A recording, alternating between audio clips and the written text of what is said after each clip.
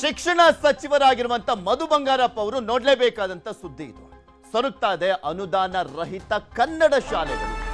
3 ದಶಕಗಳಿಂದ ಹೋರಾಟವನ್ನ ಮಾಡಲಾಗ್ತಾ ಇದೆ. ಅದಕ್ಕೆ ಪ್ರತಿಫಲ ಸಿಗುತ್ತಾ? ಪ್ರತಿಫಲ ಕೊಡಿಸ್ತಾರ ಮಧು ಬಂಗಾರಪ್ಪ ಅವರು? ಸ್ಪಂದಿಸ್ತಾರ ಅಂತ?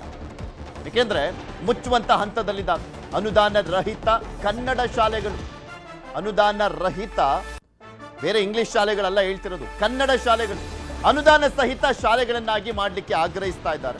1995ರಿಂದ ಆರಂಭ ಆಗಿರುವಂತ ಕನ್ನಡ ಶಾಲೆಗಳು ಕಡಿಮೆ ಖರ್ಚಿನಲ್ಲಿ ಶಿಕ್ಷಣವನ್ನ ಕೊಡ್ತಾ ಇದ್ದಾರೆ. ಈ ಶಾಲೆಯವರು ಕಡಿಮೆ ಖರ್ಚಿನಲ್ಲಿ ಕೊಡ್ತಾ ಇದ್ದಾರೆ. ಗ್ರಾಮೀಣ ಭಾಗಕ್ಕೆ ಅನುಕೂಲ ಆಗಿರುವಂತ ಶಾಲೆಗಳು. ಎಷ್ಟೋ ಹಳ್ಳಿಗಳಲ್ಲಿ ಗೌರ್ಮೆಂಟ್ ಸ್ಕೂಲ್ಗಳು ಕೂಡ ಇಲ್ಲ, ಅಂತ ಕಡೆ ಅನುದಾನ ರಹಿತ ಕನ್ನಡ ಶಾಲೆಗಳು ವಿದ್ಯೆಯನ್ನ ಕೊಡ್ತಾ ಇದ್ದಾರೆ.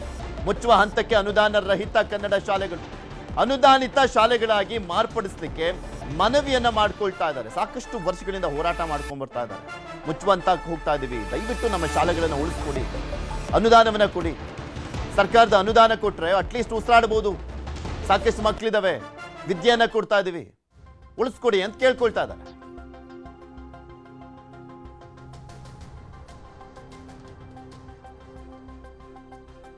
ಇನ್ನು 1995ರ ನಂತರ ಅನುದಾನಿತ ಶಾಲೆಗಳಾಗಿಲ್ಲ. 1995ಕ್ಕೂ ಮುಂಚೆ ಅನುದಾನಿತ ಶಾಲೆಗಳನ್ನಾಗಿ ಮಾಡಲಾಗ್ತಾ ಇತ್ತು. ಅನುದಾನ ರಹಿತ ಶಾಲೆಗಳನ್ನ ಸರ್ಕಾರ ಕನ್ಸಿಡರ್ ಮಾಡಿ ಅನುದಾನವನ್ನ ಕೊಡ್ತಾ ಇತ್ತು. ಆದ್ರೆ 1995ರ ನಂತರ ಅನುದಾನಿತ ಶಾಲೆಗಳನ್ನಾಗಿ ಇದುವರೆಗೂ ಯಾವ ಶಾಲೆನೂ ಕೂಡ ಅವರು ಮಾಡ್ಕೊಂಡಿಲ್ಲ. ರಾಜ್ಯದಲ್ಲಿ 600ಕ್ಕೂ ಅಧಿಕ ಶಾಲೆಗಳಿಂದ ಮನವಿಯನ್ನ ಸಲ್ಲಿಸಲಾಗಿದೆ. ರಾಜ್ಯದಾದ್ಯಂತ 600ಕ್ಕೂ ಅಧಿಕ ಶಾಲಾ ಕಾಲೇಜುಗಳಿದ್ದಾವೆ. ಅನುದಾನ ರಹಿತ ಶಾಲಾ ಕಾಲೇಜುಗಳು, ಕನ್ನಡ ಶಾಲಾ ಕಾಲೇಜುಗಳು ಅನುದಾನಿತ ಶಾಲೆಗಳಾಗಿ ಮಾಡಿದ್ರೆ 3000 ಶಿಕ್ಷಕರಿಗೆ ಅನುಕೂಲ ಆಗುತ್ತೆ. 600 ಶಾಲೆಗಳಿಗೆ ಬೇಕಾಗಿರುವಂಥದ್ದು ಸಾವಿರಾರು ಕೋಟಿ ಅಲ್ಲ, 350 ಕೋಟಿ. 4 ಲಕ್ಷ ಕೋಟಿ ಬಜೆಟ್ ಮಂಡಿಸುವಂತ ಸರ್ಕಾರಕ್ಕೆ 350 ಕೋಟಿ ಜಾಸ್ತಿನಾ? 350 ಕೋಟಿ ಅಂದಾಜು ವೆಚ್ಚ 600 ಶಾಲೆಗಳಿಗೆ. ಅಂದಾಜು ವೆಚ್ಚ 350 ಕೋಟಿ ಆಗ್ಬೋದು ಅಂತ ಈಗ ಆಲ್ರೆಡಿ ಹೇಳಲಾಗಿದೆ. ಸರ್ಕಾರಕ್ಕೆ ಇದು ದೊಡ್ಡ ಹೊರೆ ಅಂತೂ ಅಲ್ವೇ ಅಲ್ಲ ಅಂತ ಹೇಳ್ತಾ ಇದ್ದಾರೆ ಶಿಕ್ಷಕರು. ಅದು ಕೂಡ ಹೌದು, ನಾನು ಹೇಳಿದ್ನಲ್ಲ, 4 ಲಕ್ಷ ಕೋಟಿ ಬಜೆಟ್ ಅನ್ನ ಮಂಡಿಸುವಂತ ಸರ್ಕಾರಕ್ಕೆ 350 ಕೋಟಿ ಯಾವ ಮೂಲೆಗೆ ಸಾಲುತ್ತೆ? ಶಿಕ್ಷಣ ಸಚಿವ ಮಧು ಬಂಗಾರಪ್ಪ ತವರಿನಲ್ಲೇ ಶಿಕ್ಷಕರು ಕಣ್ಣೀರನ್ನ ಹಾಕ್ತಾ ಇದ್ದಾರೆ. ಅನುದಾನಿತ ಶಾಲೆಗಳಾಗಿ ಪರಿವರ್ತನೆ ಮಾಡಲಿಕ್ಕೆ ಒತ್ತಾಯವನ್ನು ಮಾಡ್ತಾ ಇದ್ದಾರೆ. ಶಿವಮೊಗ್ಗದಲ್ಲಿ ಅನುದಾನ ರಹಿತ ಶಾಲೆ ಶಿಕ್ಷಕರು ಮನವಿಯನ್ನ ಮಾಡ್ಕೊಳ್ತಾ ಇದ್ದಾರೆ. ಶಿಕ್ಷಣ ಸಚಿವರನ್ನ ದಯವಿಟ್ಟು ಕನ್ಸಿಡರ್ ಮಾಡಿ, ನಮ್ಮ ಧ್ವನಿಯನ್ನ ಕೇಳಿಸ್ಕೊಳ್ಳಿ, ಸ್ಪಂದಿಸಿ. ನಮಗೆ ಯಾವುದೇ ರೀತಿಯಲ್ಲೂ ಸರ್ಕಾರಕ್ಕೆ ದೊಡ್ಡ ಹೊರೆಯಂತೂ ಆಗೋದಿಲ್ಲ. 350 ಕೋಟಿ ಅಷ್ಟೇ ಆಗೋದು ಅನುದಾನ ಕೊಟ್ರೆ ಅಂತ.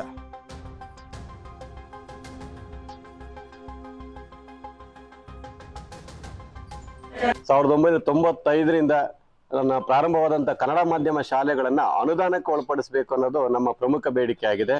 ಈ ನಿಟ್ಟಿನಲ್ಲಿ ನಾವು ಅನೇಕ ವರ್ಷಗಳಿಂದ, ಸುಮಾರು 30 ವರ್ಷಗಳಿಂದ ಸಹ ನಿರಂತರವಾದಂತ ಹೋರಾಟವನ್ನ ಮಾಡ್ತಾ ಇದ್ದೀವಿ. ಆದ್ರೂ ಸಹ ಕನ್ನಡ ಶಾಲೆಗಳಿಗೆ ಸರ್ಕಾರಗಳು ತೋರುತ್ತಿರುವಂತ ಒಂದು ತಾರತಮ್ಯದಿಂದ ಅನೇಕ ಶಿಕ್ಷಕರು ಸಹ ಅವರ ಒಂದು ಜೀವನ ತುಂಬಾ ನೊಂದಿದ್ದಾರೆ. ಅವರು ನಿವೃತ್ತಿ ಅಂಚಿಗೆ ಬಂದಿದ್ದಾರೆ. ಹಾಗಾಗಿ ಹಿಂದಿನ ಸರ್ಕಾರಗಳು ಸಹ ಬಹಳ ಒಂದು ನಿರ್ಲಕ್ಷ್ಯವನ್ನ ತೋರಿದ್ದಾರೆ. ಆದ್ರಿಂದ ಸರ್ಕಾರಗಳು ಈ ನಿಟ್ಟಿನಲ್ಲಿ ಈ ಒಂದು ಕನ್ನಡ ಮಾಧ್ಯಮ ಶಾಲೆಗಳನ್ನ, ಕನ್ನಡ ಶಾಲೆಗಳನ್ನ, ಕನ್ನಡ ಭಾಷೆಯನ್ನ ಬೆಳೆಸಲಿಕ್ಕೆ ಒಂದು ಅನುದಾನವನ್ನ ಕೊಡುವುದರ ಮೂಲಕ ಅವರ ಒಂದು ಜೀವನಕ್ಕೆ ನೆರವಾಗಬೇಕು ಅಂತ ಹೇಳಿ ಕೇಳ್ಕೊಳ್ತಾ ಇದ್ದೀನಿ. ನಮ್ಮ ಕರ್ನಾಟಕ ರಾಜ್ಯದಲ್ಲಿ, ಅಖಂಡ ಕರ್ನಾಟಕ ರಾಜ್ಯದಲ್ಲಿರುವಂತಹ ಶಾಲಾ ಕಾಲೇಜುಗಳು, ಆಡಳಿತ ಮಂಡಳಿಯವರು, ಜೊತೆಗೆ ಶಿಕ್ಷಕರು, ಜೊತೆಗೆ ಮಕ್ಕಳ ಜೊತೆಗೆ ಕರ್ನಾಟಕದಲ್ಲಿ ಸಾಕ್ಷರತಾ ಪ್ರಮಾಣವನ್ನು ಹೆಚ್ಚಿಗೆ ಮಾಡುವುದರಲ್ಲಿ, ಸಾಕ್ಷರತಾವನ್ನ ಕರ್ನಾಟಕದ 75 ಇದೆ 2011ರ ಸ್ಟಾಟಿಸ್ಟಿಕ್ಸ್ ಪ್ರಕಾರ. ಸೊ ಇದರಲ್ಲಿ ಕೊಡುಗೆ ಯಾರದಿದೆ? ಖಾಸಗಿ ಶಾಲೆ ಶಿಕ್ಷಣ ಸಚಿವರದ ಇದು ಶಿಕ್ಷಕರದಿದೆ, ಜೊತೆಗೆ ಖಾಸಗಿ ಆಡಳಿತ ಮಂಡಳಿಯರದಿದೆ. ಸೊ ಈ ರೀತಿಯಾದ ಸರ್ವತೋಮುಖ ಅಭಿವೃದ್ಧಿ ಆಗ್ಬೇಕಪ್ಪ ಅಂದ್ರೆ ಸರ್ಕಾರಿ ಶಾಲೆಗಳ ಪಾತ್ರನೂ ಇದೆ, ಜೊತೆಗೆ ಖಾಸಗಿ ಕನ್ನಡ ಅನುದಾನ ರಹಿತ ಕನ್ನಡ ಮಾಧ್ಯಮಗಳ ಶಾಲೆನೂ ಸಹಿತ ಇದೆ. ಸೊ ಈ ಒಂದು ವ್ಯವಸ್ಥೆಯನ್ನ ನಮ್ಮ ಶಿಕ್ಷಣ ಸಚಿವರು ಅರಿತು ಸರಿಯಾದ ಮಾಹಿತಿಯನ್ನ ತರಿಸಿಕೊಂಡು ಶಾಲೆಗಳು ಒಳಪಟ್ಟಂತ ಶಾಲೆಗಳಿಗೆ 2015ರಿಂದ 2020 ಖಾಲಿ ಉದ್ಯೋಗ ತುಂಬ್ತಾ ಇದ್ರಿ. ಸೊ ನಮಗೆ ಕನ್ನಡ ಮೇಲೆ ಅಭಿಮಾನ ಇದೆ ಅಂತ ಹೇಳಿದ್ರು. ಸೊ ಅವರು ಕೊಡೋದು ಕನ್ನಡ ಶಿಕ್ಷಣ ಶಾಲೆಗಳಿಗೆ ಪಾಠ ಮಾಡ್ತಾರೆ. ಸೊ ಅಲ್ಲಿ ಅವರು ಸಹಿತ ಕೊಡುಗೆ ಕೊಡ್ತಾರೆ. ಅದೇ ರೀತಿಯಾಗಿ ನಾವು ಅನುದಾನ ರಹಿತ ಶಾಲೆಯವರು ಸಹಿತ ಕೊಡ್ತಿದ್ದೇವಲ್ಲ. ಸೊ ಅವರಿಗೆ ಒಂದು ತೋರಿಸುವಂತ ಒಲವನ್ನ ನಮ್ಮ ಕಡೆಗೆ ತೋರಿಸಿ ಸರ್. ಈ ಶಾಲೆ ಸುಮಾರು ವರ್ಷದಿಂದ ಒಳ್ಳೆ ಫಲಿತಾಂಶನ ಕೊಡ್ತಾ ಇದೆ. ಮತ್ತೆ ಟೀಚರ್ಸ್ ಇಲ್ಲಿ ಸಂಬಳ ಇಲ್ದೇನೆ ದುಡಿಯುವಂತ ಟೀಚರ್ಸ್ ಇದ್ದಾರೆ. ತುಂಬಾ ಜನ ಕೆಲಸ ಮಾಡಿ ಬಿಟ್ಟು ಹೋದ್ರು, ಸಂಬಳ ಇಲ್ಲ ಅಂತಾನೆ ಬಿಟ್ಟು ಹೋದ್ರು. ಆದ್ರೆ ನಮ್ಮ 3-4 ಮಕ್ಳು ಇಲ್ಲೇ ಹೋದ್ರಿಂದ ನಮ್ಗೆ ಇಲ್ಲಿ ಈ ಶಾಲೆದು ಏನು ವ್ಯವಸ್ಥೆ ಅಂತ ಗೊತ್ತಾಗಿರೋದ್ರಿಂದ ನಾನು ನಿಮ್ಮ ಹತ್ರ ಹೇಳ್ತಾ ಇರೋದು. ಮಾನ್ಯ ಶಿಕ್ಷಣ ಸಚಿವರಾದಂತ ಮಧು ಬಂಗಾರಪ್ಪನವರು ಕೊಡ್ತೀನಿ ಅಂತ ಏನು ಆಶ್ವಾಸನೆ ಕೊಟ್ಟಿದ್ದಾರಂತೆ. ಈಗ ಸುಮಾರು ಜನ ಟೀಚರ್ಸ್ ಸಂಬಳ ಇಲ್ಲದೆ ದುಡಿಯೋದ್ರಿಂದ ನಮ್ಮ ಮಕ್ಕಳಿಗೂ ಅನುಕೂಲ ಆಗ್ಲಿ, ಟೀಚರ್ಸ್ಗೂ ಅನುಕೂಲ ಆಗ್ಲಿ ಅಂತ ಅಂದ್ಬಿಟ್ಟು ಅನುದಾನ ಕೊಡ್ಬೇಕಾಗಿ ಕೇಳ್ಕೊಂತ ಇದ್ವಿ. SLCಲಿ ನಾವು ನಮಗೆ ಪುಸ್ತಕ ಎಲ್ಲ ಕೊಡ್ತಿದ್ದಾರೆ ಸರ್. ಅಂದ್ರೆ ಅಲ್ಲಿ ಇಲ್ಲಿ ಅಡ್ಜಸ್ಟ್ ಮಾಡ್ಕೊಂಡ್ಬಂದು ಕೊಡ್ತಾ ಇದ್ದಾರೆ. ಇಲ್ಲಿ SLCಲಿ ಚೆನ್ನಾಗಿ ಮಾರ್ಕ್ಸ್ ಎಲ್ಲ ಬರ್ತಿತ್ತು. ಓದ್ಸಲಿ 100% ರಿಸಲ್ಟ್ ಬಂದಿದೆ. ಹಾಗಾಗಿ ನಾವು ಇಲ್ಲೇ ಸೇರಿದ್ದೀವಿ. ನಮ್ಮ ಸರಿಗೆ ಸಂಬಳ ಇಲ್ಲ. ಇಲ್ಲಿ ಪಕ್ಕದಲ್ಲಿ ಕನ್ನಡ ಶಾಲೆ ಇದೆ, ಅವ್ರಿಗೆ ಬಿಸಿ ಊಟ ಎಲ್ಲ ಸಿಗ್ತಾ ಇದೆ, ಹಾಲು ಬಿಸಿ ಊಟ ಎಲ್ಲ. ಆದ್ರೆ ನಮಗೆ ಸಿಗ್ತಾ ಇಲ್ಲ.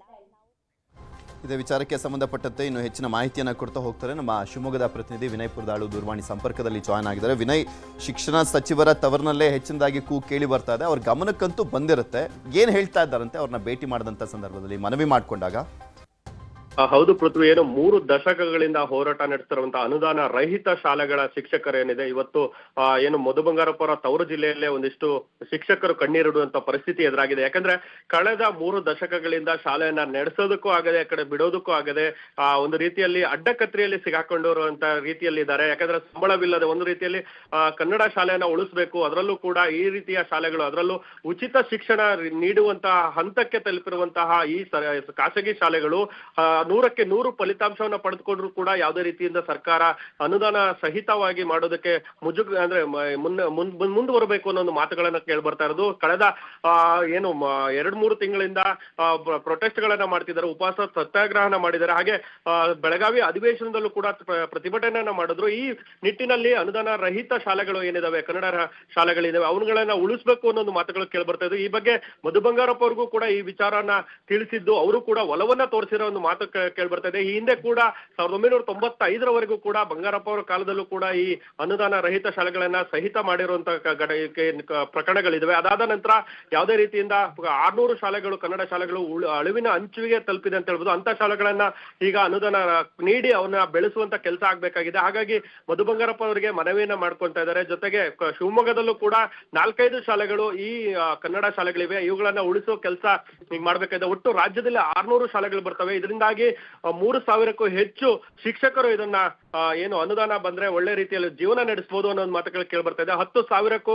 ಹೆಚ್ಚು ಮಕ್ಕಳು ಈ ಶಾಲೆಗಳಲ್ಲಿ ವಿದ್ಯಾಭ್ಯಾಸ ಮಾಡ್ತಾ ಇದ್ದಾರೆ. ಒಂದೊಂದು ಶಾಲೆಯಲ್ಲಿ 200-300 ಮಕ್ಕಳು ವಿದ್ಯಾಭ್ಯಾಸ ಮಾಡ್ತಾ ಇದ್ದಾರೆ. ಎಲ್ಲರೂ ಕೂಡ ಉಚಿತ ಶಿಕ್ಷಣವನ್ನು ಪಡಿತಾ ಇದ್ದಾರೆ. ಜೊತೆಗೆ ಏನು ಒಂದಿಷ್ಟು ವಂಚನೆ, ಸರ್ಕಾರದಿಂದ ಬರುವಂತಹ ಅನುದಾನಗಳ ವಂಚನೆಯಿಂದಾಗಿ ಶಿಕ್ಷಕರಲ್ಲಿ ಒಂದು ರೀತಿಯಲ್ಲಿ ಶಿಕ್ಷಣ ಕೊಡೋದಕ್ಕೂ ಕೂಡ ಆಗ್ತಾ ಇಲ್ಲ. ಯಾಕಂದ್ರೆ ಮುಚ್ಚುವ ಹಂತಕ್ಕೆ ತಲುಪಿದ್ರಿಂದ ಅದನ್ನ ನಿಭಾಯಿಸೋದು ಕೂಡ ಆಗ್ತಾ ಇಲ್ಲ ಅನ್ನೋ ಒಂದು ಕೂಗು ಕೇಳಿ ಬರ್ತಾ ಇದ್ದು. ಈ ಸದ್ಯ ಈಗ ಅವರನ್ನ ಅನುದಾನ ಮಾಡಿ ಅನ್ನೋ ಒಂದು ಮಾತುಗಳನ್ನ ಈಗ ಶಿಕ್ಷಣ ಸಚಿವರು ಹಾಗೂ ಸರ್ಕಾರಕ್ಕೆ ನೀಡ್ತಾ ಇದ್ದಾರೆ.